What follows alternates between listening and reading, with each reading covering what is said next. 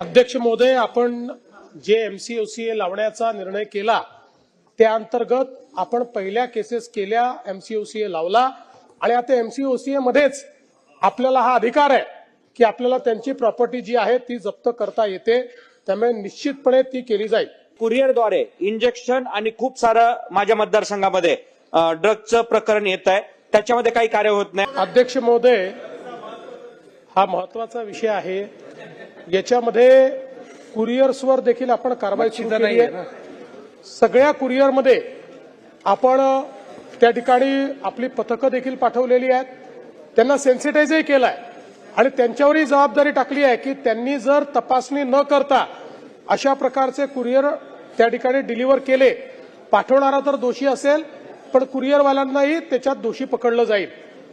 यातला महत्वाचा विषय असा आहे अध्यक्ष महोदय की जसं सन्माननीय सदस्यांनी सांगितलं, अलीकडच्या काळामध्ये प्रश्नोत्तराचा संपलेला आहे, उत्तर संपेस्तोपर्यंत वेळ वाढवण्यात येत आहे. अलीकडच्या काळामध्ये वेगवेगळ्या पद्धतीनं अशा पद्धतीनं याचं ट्रान्सपोर्टेशन केलं जातं.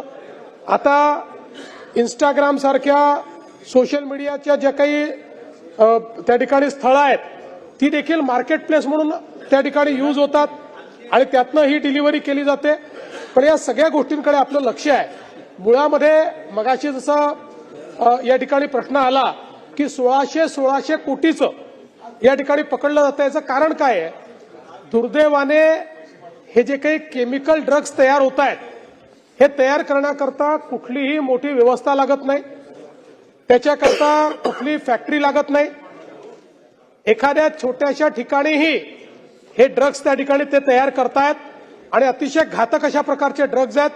त्यामुळे त्याच्यावरही आपली कारवाई चालली आणि विशेषतः त्याच्याकरता जे इन्ग्रेडियंट लागतात त्याचे लायसन्सेस कोण कोण आहेत, ते जो माल घेतात तो बरोबर वापरतात की नाही, या सगळ्या गोष्टीकडे आपण लक्ष देऊन आहोत.